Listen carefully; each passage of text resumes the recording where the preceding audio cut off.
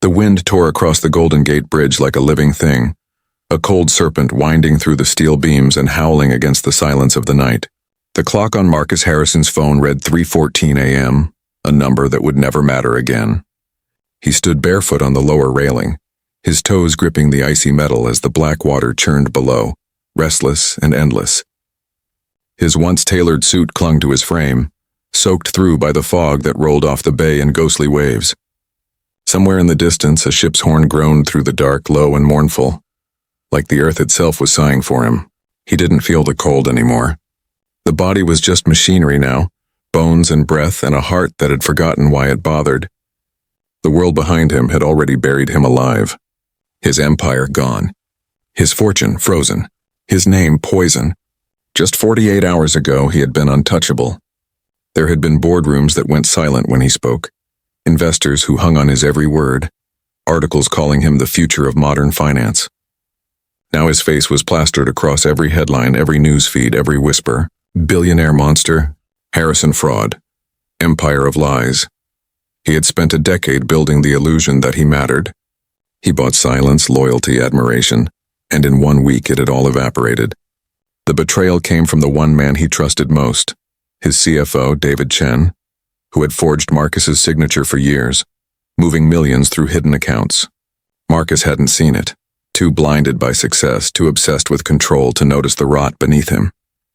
When the truth came out, the feds hadn't cared about innocence. They only cared about proof, and the proof had Marcus Harrison's name all over it. The last call he'd received was from his mother. Her voice cracked like thin ice over the phone line. "You've destroyed everything your father built, Marcus, everything." Then silence. Then the click. He hadn't tried to call back. What was there to say? That he didn't know?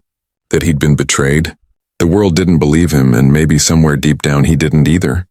He looked out over the water now, the city lights glittering faintly through the fog. They looked like stars scattered on the surface, unreachable and cruel. The bridge trembled under the wind, humming with the weight of 1,000 stories that had ended the same way. His fingers tightened around the railing. He imagined the plunge, the weightless drop, the rush of air, the instant silence as the water closed around him. There would be no trials, no headlines, no pity, just peace. He whispered into the wind, voice rough and barely human. At least the water won't ask questions. He closed his eyes. The noise of the city faded until there was nothing but the rhythmic slap of waves and the pulse of blood in his ears. He leaned forward slightly, feeling gravity reach for him like an old friend. And then, "Mister?" The word slipped through the night like a breath, small and trembling. His eyes snapped open. For a second he thought he'd imagined it. Some echo of a memory, some fragment of conscience clawing for attention. But then it came again, louder this time, carried by the wind. "Mister, what are you doing up there?" Marcus turned his head slowly. 10 feet away, illuminated by the weak amber glow of a bridge lamp, stood a little girl. Maybe 7, maybe 8. Her hair was a tangle of dark curls, and her pink jacket hung too big on her small frame, dotted with holes and dirt. She held a cardboard box to her chest like it was something sacred. Inside, he could see the glint of foil-wrapped candy bars. Her eyes, wide brown, impossibly steady, met his. For a moment, neither of them spoke. The wind filled the space between them, sharp and merciless. "Go home," Marcus said finally, his voice cracking against the cold. "This doesn't concern you." The girl didn't move, didn't even flinch. Her shoes were scuffed, her cheeks streaked with salt and dirt, but her gaze didn't waver. "Are you trying to jump?" she asked softly. Marcus froze. The question hung in the air, fragile as glass. The night seemed to hold its breath. He wanted to tell her to leave again, to shout, to push her away from this place where everything ended, but the words wouldn't come. The wind roared again, but now it carried something else, an unsettling, quiet presence that hadn't been there before. Something human, something alive, and for the first time all night, Marcus wasn't sure he was alone anymore. The girl didn't move. The bridge light flickered behind her, and for a moment she looked almost unreal, a tiny silhouette in a storm of fog and steel. The wind whipped her curls across her face, but she didn't blink. She clutched the candy box tighter, pressing it against her chest like it was armor. "You shouldn't be here," Marcus said, forcing his voice steady. "It's not safe." "I sell candy here sometimes," she replied. "People stop their cars, buy one, and then I go home." Marcus frowned. "At 3 in the morning? Her voice was calm, but there was a quiver underneath, the kind that comes from too many nights alone. The bridge shuddered under a passing truck, and the sound rolled through the fog like thunder. Marcus turned back toward the black water below. He hoped the noise would scare her away, but when it faded, she was still there. "You're really gonna jump, aren't you?" Her words were quiet but sharp enough to pierce the storm. He didn't answer. He didn't need to. His silence was its own confession. "My mama said," the girl whispered, stepping closer, "that when you feel like jumping, it's 'cause something inside you's already fallen." Marcus looked at her now. Really looked. She was small, too small to be out here alone. Her shoes were mismatched, one with a frayed lace and the other barely holding its sole. Her jacket was pink once, now faded to the color of forgotten cotton candy. She shouldn't have known words like that. "Where's your mother?" he asked, even though he already feared the answer. The girl hesitated. Her eyes shifted to the ground. "She's gone." Marcus's throat tightened. "Gone where?" "Heaven." She said it so plainly as if it were a fact she'd long accepted, like rain or winter. He stared at her. The wind moaned between the suspension cables. A long moment passed before she looked up again. "She died 63 days ago." I counted. The air around Marcus seemed to thin. 63 days. A child counting the days since loss, and not birthdays, not Christmas, but absence. "I sell candy now," she continued softly. "For my foster mom. She says it helps pay rent." "Your foster mom lets you sell candy in the middle of the night?"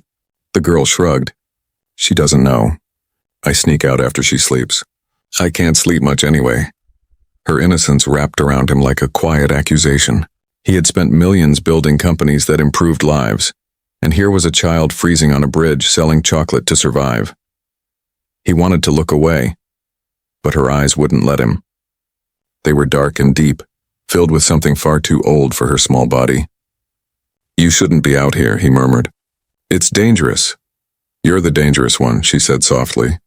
He blinked, startled. "Excuse me?" She nodded toward the water. "You're the one standing where people go when they don't come back." The words landed heavy. She said them without fear, without judgment, just truth. "Why do you care?" Marcus asked, his voice trembling. "You don't even know me." "Because you look like my mama did before she died," she said.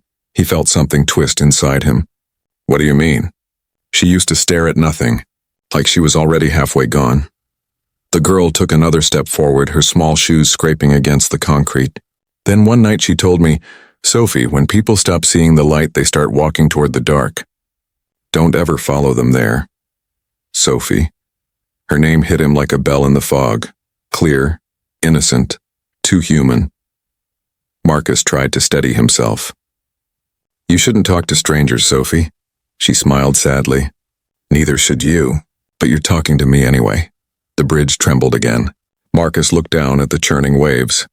They were black mirrors now, catching the weak reflection of the streetlights above. One leap and he'd be gone.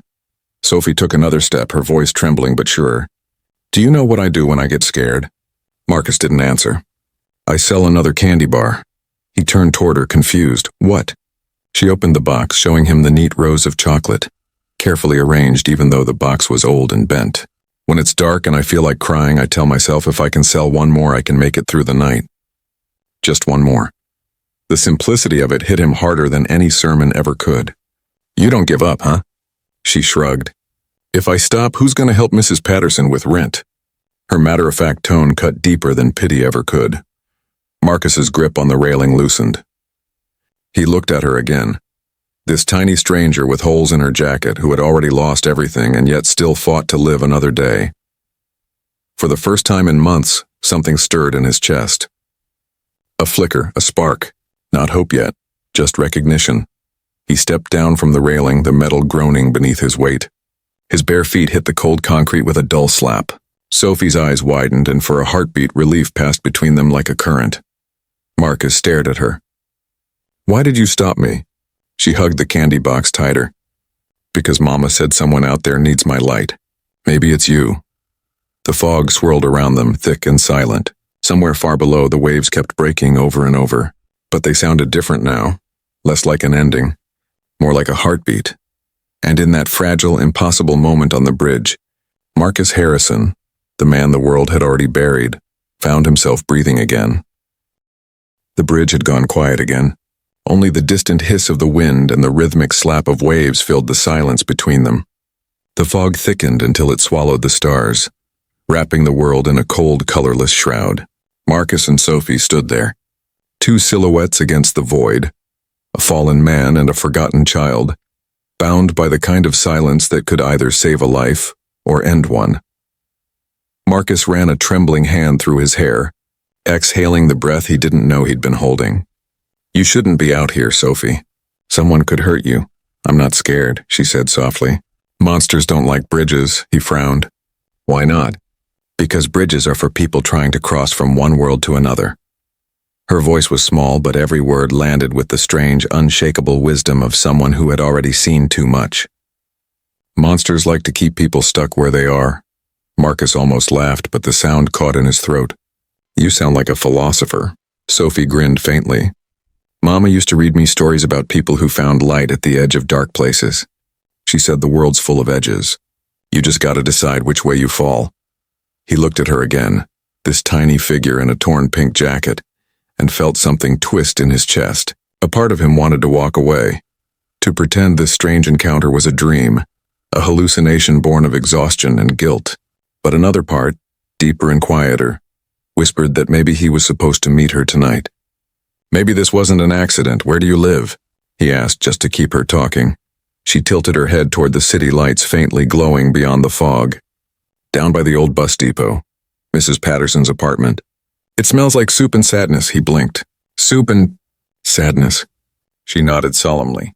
"Sometimes the sadness smells stronger." Marcus felt a pang of guilt cut through him.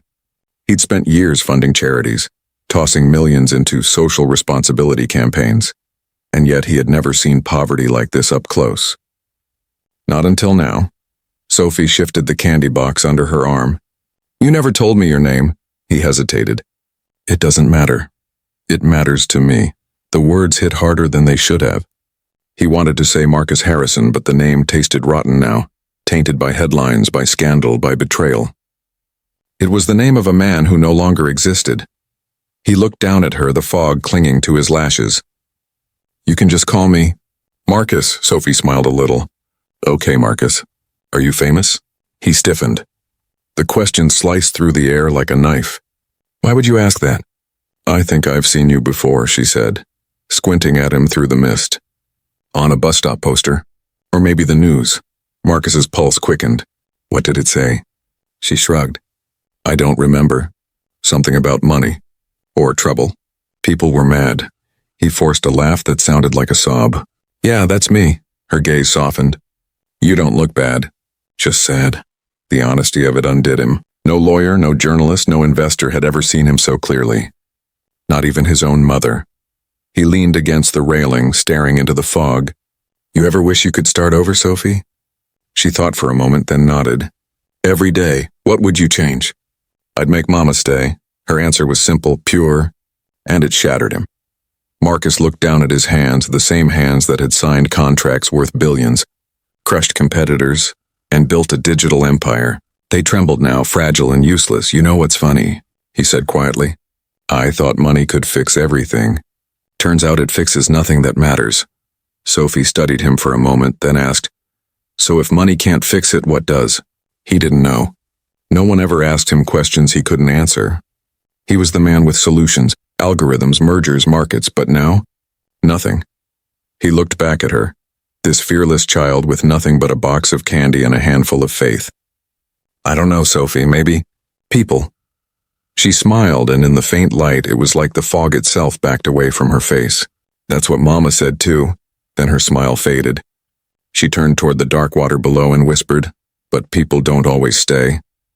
Marcus followed her gaze. "You mean your foster mom?" "No, I mean everyone." Something in the way she said it sent a chill through him. She wasn't just talking about her mother. She was talking about something else, something she'd seen, something that still haunted her. He wanted to ask, but before he could, the wind picked up again, fierce and sudden. A truck roared by on the far lane, shaking the bridge beneath them. Sophie stumbled, her box slipping from her hands. Candy spilled everywhere, bars clattering across the concrete and skidding toward the edge. Marcus lunged instinctively, catching the box before it went over. His heart pounded. Sophie gasped, clutching her chest. You saved it! He looked at her, breathless. Yeah, well, can't let all your hard work go to waste. She giggled, a sound so pure and unexpected it made his throat ache. But the laughter faded as quickly as it came. She looked at him again, eyes dark and wide. You saved my candy, she said softly. But who's going to save you? The question hit him like lightning. Before he could answer, her voice changed, quieter, almost trembling. You were really going to do it, weren't you? Marcus swallowed. The fog pressed closer. Yeah, I was. Sophie bent down, picking up a crushed chocolate bar. She brushed the dirt off with her sleeve and handed it to him. Then maybe you should start with this. He stared at it, at her small, trembling hand. Why? She smiled faintly. Because you can't eat chocolate and die at the same time. Mama said that once. He took the bar slowly, the foil cold against his palm. Somewhere behind them, the foghorn wailed again, long and low, echoing over the water like a warning. Or maybe a beginning. Marcus looked at the girl in front of him and realized that somewhere between despair and dawn, something had shifted. The world wasn't any less cruel, but for the first time in months, he wasn't completely alone in it. And in the hollow silence that followed, he wondered if the universe really had sent him a sign, or if Sophie Chen was the sign itself.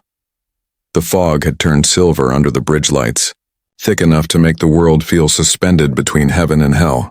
Marcus and Sophie walked slowly along the edge of the bridge's pedestrian path, the sound of their footsteps echoing against the steel.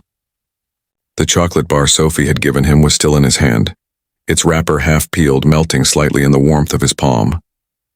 He hadn't eaten it yet. Somehow it felt sacred now, like breaking it open would break the fragile spell that kept them both standing. They passed a flickering street lamp that hummed like an insect. Sophie's small shadow stretched long and thin behind her, nearly touching his. Marcus watched it trail across the pavement and something inside him twisted. For the first time in a long time, he wasn't thinking about himself. He was thinking about her. This child who should have been asleep in a warm bed but was instead selling candy to ghosts on a bridge that swallowed people whole. Does anyone know you're out here? He asked quietly. Sophie shook her head. Mrs. Patterson would be mad. She says if I get caught, they'll take me away again. Again? He frowned. You've been taken away before? She hesitated, her eyes darting toward the dark water below. They move me around a lot. I don't stay with people very long. Mrs. Patterson's nice, though. She lets me keep Mama's things. What things? Sophie smiled faintly, digging into her pocket. She pulled out a wrinkled photograph, edges torn, colors faded by fingerprints and time. It showed a woman with soft eyes and long dark hair, holding a baby wrapped in a yellow blanket. That's us, Sophie said. Mama used to say I smiled like Daddy. Marcus froze. Your father? She nodded. I never met him. Mama said he left before I was born. The fog thickened. Marcus felt a cold unease crawl up his spine. Did she ever tell you his name? Sophie looked up at him, her eyes innocent and unguarded. Yeah, David Chen. The world stopped. The sound of the waves below vanished. The wind itself seemed to hold its breath. Marcus blinked, certain he had misheard her. What did you say? David Chen, she repeated softly. Why, do you know him? His heart began to pound. He took a step back, the railing digging into his spine. He could see the name in his mind like a brand burned into his soul. The same name scrawled across every lawsuit, every headline, every betrayal. David Chen, CFO of the Harrison Group, arrested in absentia, missing since the scandal broke. He remembered the moment the investigators had shown him the forged documents, the wire transfers, the shell companies, all signed under his name. David Chen had destroyed him, and now standing on this bridge was Chen's daughter. Marcus felt the ground tilt. No, he whispered. No, that's impossible. Sophie's eyes widened. You do know him, don't you? He turned away, gripping the railing until his knuckles whitened. The wind lashed against his face like punishment. He was my partner, Marcus said finally, the words tearing from his throat. He was supposed to be my friend, Sophie blinked. My daddy was your friend? The question was so soft, so painfully sincere, that Marcus felt something shatter inside him. How could he tell her that the man she called Daddy had ruined everything he'd ever built? That because of David Chen, his mother had disowned him, the world had condemned him, and he had nearly ended his own life an hour ago? He couldn't, not yet. Sophie stepped closer, her small hand tugging at his sleeve. "Are you okay, Marcus? You look sick." He forced a smile that broke halfway through. "I'm fine, Sophie, just surprised." She studied him, clearly unconvinced. "Mama said Daddy wasn't a bad man. She said he made a mistake, but he loved us.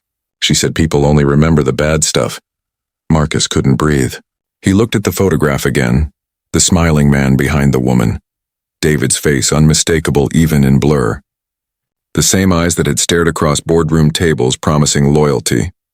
The same smile that had hidden knives. The wind howled again, and the bridge groaned like it remembered every secret ever whispered across its length. Marcus closed his eyes. Was this fate's cruel joke? The daughter of the man who destroyed him, appearing the night he decided to die, saving him with the same innocence that her father had exploited in him? The storm inside him twisted tighter. Anger warred with compassion. Revenge tangled with guilt. Every instinct screamed that he should walk away, but he couldn't. Sophie was still a child, innocent, unknowing. She wasn't David. She reached into her pocket again, pulling out a crumpled piece of candy. "Here," she said, offering it. "You look like you need another one." He laughed, a dry, broken sound that turned into a sob halfway through.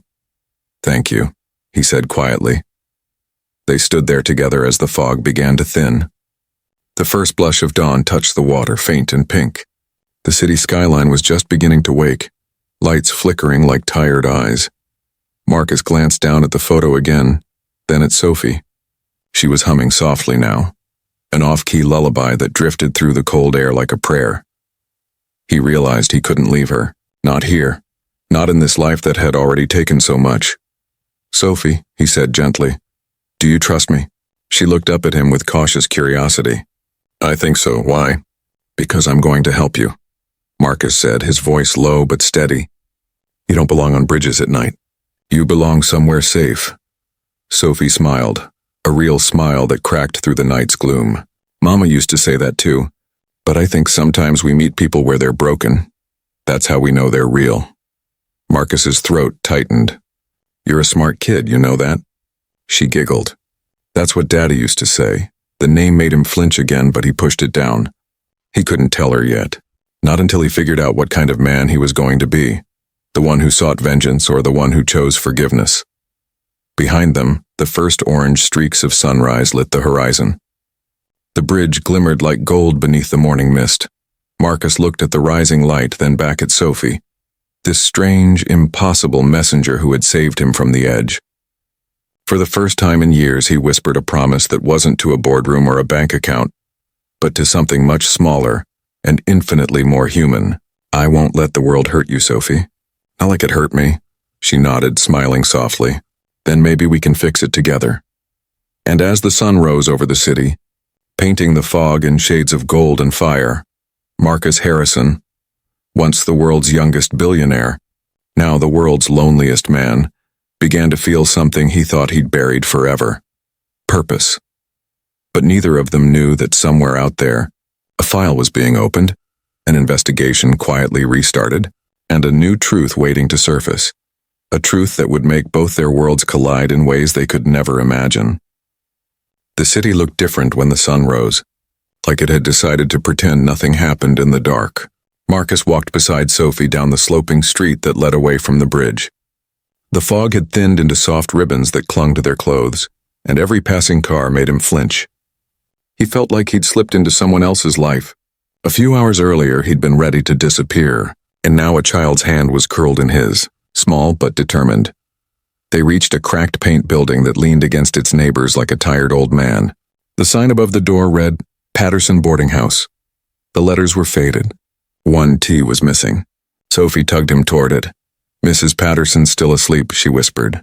"She always is after midnight shifts. You can come in, but be quiet, okay?" Marcus hesitated.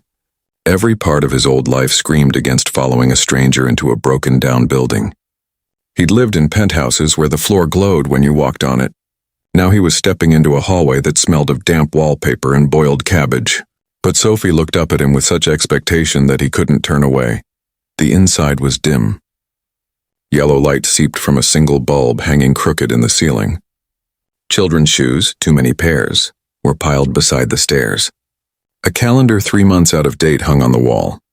Marcus noticed the quiet, the kind that feels like someone holding their breath behind a door. Sophie tiptoed toward a narrow room at the end of the hall. "This is me," she said proudly. "See? I even have a window." The window was cracked and the glass was cloudy, but she had taped a drawing to it, stick figures holding hands under a sun that took up half the page. She pulled another paper from under her pillow and showed it to him. "It's a wish list," she explained. "Mama said if I write dreams down, they might learn the way to find me." Marcus scanned the childish handwriting. Get a warm coat. Find Mama in heaven. Help Mrs. Patterson pay rent. Make a friend. See Daddy one time. He swallowed hard. "That's a good list, Sophie." "You can be number 6, she said matter-of-factly. He smiled, but the warmth twisted into unease when he noticed a file folder on the table, half open.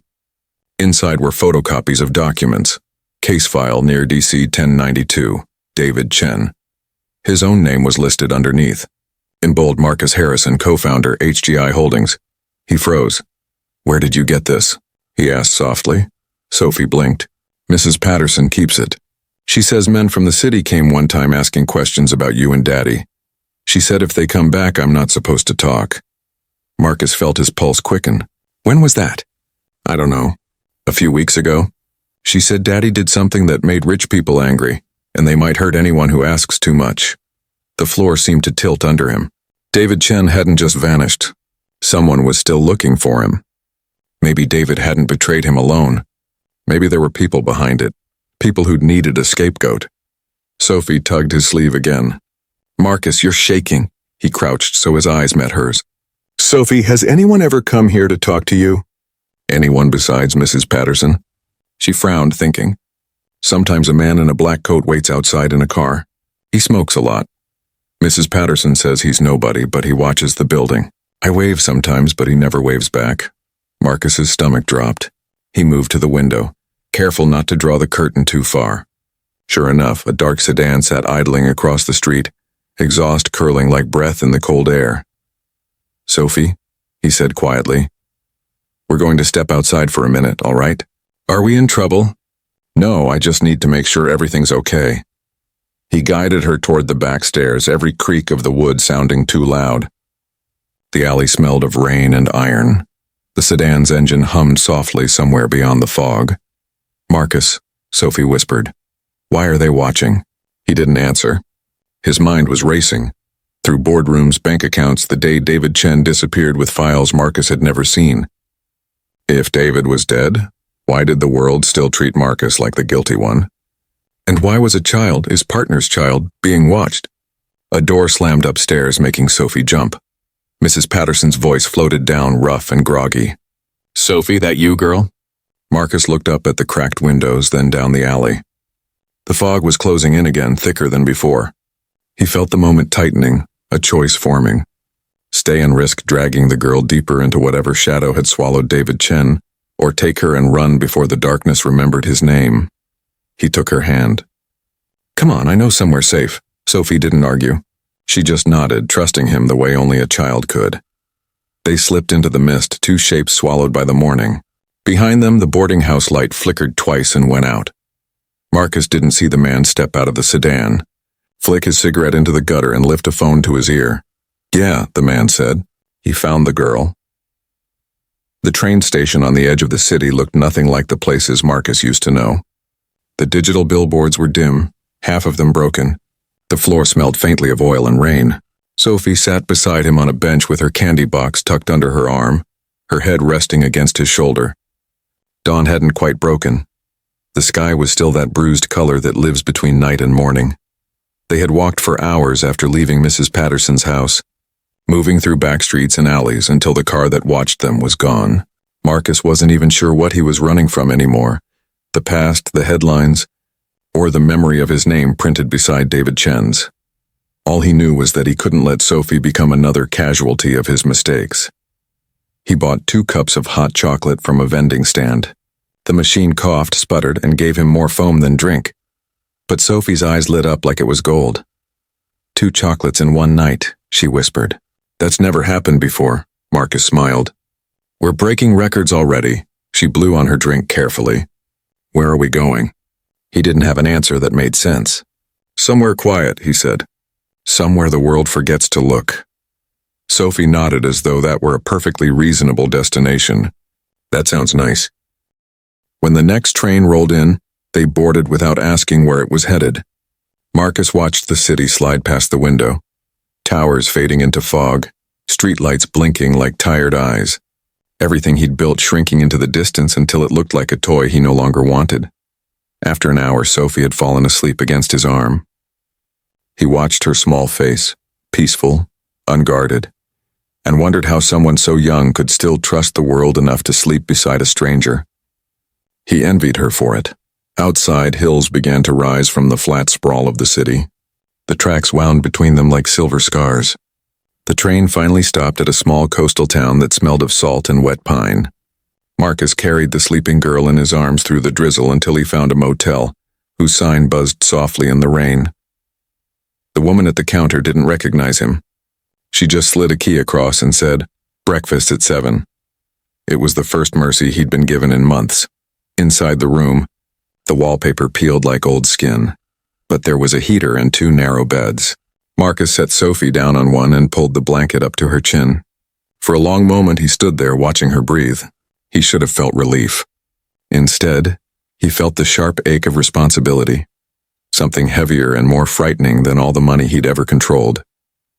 He sat by the window, the rhythmic hiss of rain against the glass filling the silence. On the bedside table lay Sophie's photograph of her mother and the list of dreams. Number 6, make a friend, had a tiny star drawn beside it now. He wondered if she had added it tonight. When Sophie woke in the morning, sunlight was spilling through the blinds and the sound of seagulls drifted in from the harbor. She stretched, blinked, and smiled at him like this was just another normal day. "Morning, Marcus," she said. "Did we make it to quiet?" He laughed softly. "I think so." They spent the day walking along the pier. Fishermen mended nets, gulls screamed over scraps, and a man played a harmonica outside a diner that smelled of coffee and fried dough. Marcus bought Sophie a warm muffin, and she handed half of it to a stray dog without hesitation. He watched her kneel beside the animal, speaking to it in a soft voice, and something inside him began to heal in places he hadn't known were broken. The world hadn't changed. The same storms waited for him back in the city, but the edges of it felt less sharp with Sophie beside him. That night, back at the motel, he told her a story. Not the one about wealth or scandal, but the one about a boy who wanted to build bridges so strong that no storm could break them. "Did he build them?" she asked, eyes heavy with sleep. "Not yet," Marcus said. "He forgot what bridges were for. But maybe he'll remember now," Sophie yawned. "Maybe he just needed someone to cross one with him." When she finally drifted off, Marcus turned to the window again. The sea was black and endless. The rain had stopped, and for the first time in months, the reflection staring back at him didn't look like a ghost. It looked like a man who might one day make things right. Far off, lightning flickered over the horizon, a silent reminder that the world hadn't forgotten him, not completely. There would be questions, investigations, people still whispering his name, but for tonight there was warmth in the room, and a child sleeping safely in the bed beside him. He opened Sophie's list once more and added a new line in his careful, steady handwriting, 6102, "Find the light again." He set the paper on the table and smiled. For now, that was enough. Rain had returned to the coast, thin needles stitching silver threads through the air. Marcus stood outside the motel, watching the sea dissolve into mist. The sound of it was endless, waves breaking, wind humming through the pier's hollow bones. Inside, Sophie's laughter drifted faintly through the cracked window as she fed the same stray dog they'd met the day before. She had named him Bridge. For 3 weeks they had lived here, quiet and invisible. He found work at the marina cleaning engines. Sophie helped a baker sweep floors for muffins and smiles. Every night they wrote new wishes on her list. Learn to swim. Buy Mrs. Patterson a blanket. Find out if heaven gets mail. Yet peace always came with an echo of unease. Sometimes a car idled too long outside the motel. Sometimes the newspaper at the diner still carried his face in the finance section, frozen under the headline, "Harrison Inquiry Reopens." And sometimes, in the still hours before dawn, he felt the old darkness press against the glass, whispering that redemption was only a borrowed thing. That morning, the post arrived. The envelope was plain, unmarked, but his name, Marcus Harrison, was written in a hand he hadn't seen since the days before the fall. He broke the seal slowly. Inside was a single page and a photograph. The page read, "If you're reading this, I'm gone. They were never after you, Marcus. They were after the silence that your company's code could break. Take care of my daughter. She's the only good thing I ever did right. David Chen." The photograph beneath it showed two men on the roof of the Harrison Group headquarters, sunlight spilling across their faces, Marcus and David, before greed and fear turned them into ghosts. Marcus's hands trembled. For months he had imagined David as the architect of his ruin. But the note rewrote everything. The betrayal had not been greed but a desperate attempt to protect Sophie from people who would have used their technology for things darker than money. All the headlines, the investigations, the rage and misdirection. He sank onto the edge of the bed. The past had always felt like a locked door. Now it opened onto a hallway he didn't know how to walk. Sophie looked up from the floor where she was braiding Bridget's fur. "What's wrong?" He handed her the photograph. "That's your dad." She studied it for a long time, her thumb tracing the edge. "He looks happy. He was, once. Did he love you too?" she asked. The question broke him in ways no courtroom ever had. "Yes," he whispered. "And I never told him that back." Sophie climbed beside him and leaned her head on his shoulder. "Mama said people don't really leave until we stop remembering them." The words settled in the room like a prayer. Outside, the wind shifted, carrying the smell of salt and electricity. Marcus looked at the letter again. Beneath David's signature was a final line in smaller handwriting. "The light isn't gone. It just moved."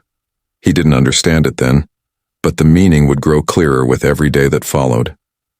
By spring, they had moved into a small house overlooking the harbor. Marcus rebuilt his life in pieces, volunteering at the local school, teaching teenagers how to code, creating a small foundation in Sophie's name to support children aging out of foster care. The townspeople knew him only as Mr. M, a quiet man with tired eyes who fixed computers and always paid in cash. At night, Sophie would sit by the window writing letters addressed to heaven. Sometimes she asked Marcus to add a postscript. He always did. Months later, a woman from the FBI arrived at the pier. She found him repairing an old boat engine. "We closed the Harrison case," she said. "You were right all along. The leak came from higher up." She handed him a folder and a formal apology. Marcus didn't open it. He just asked one question. "Can you keep the girl's name out of it?" The woman nodded. "She's safe, Mr. Harrison, you both are." When she left, the tide was rising. Marcus stood on the dock until the water kissed the tips of his boots. He thought about everything he had lost, everything he had found, and realized they were the same thing, pieces of the life he was finally learning to live. That evening, Sophie ran down the pier waving a paper in the air. "Marcus, look." He caught it, a new wish list. The handwriting was bigger now, steadier. "Keep bridge. Make muffins without burning them. Learn how to fix boats like Marcus. Send one more letter to Mama. Never let anyone stand on a bridge alone again." He felt tears sting his eyes. She grinned up at him. "That's a good list, right?" He nodded. "The best one yet." As the sun bled into the horizon, painting the sea in fire and gold, Marcus looked out across the water. The same water that had once promised an ending. Now it looked like a road. Maybe the light hadn't died after all. Maybe it had simply changed hands. And when Sophie slipped her small hand into his, the world felt wide enough for both of them to begin again.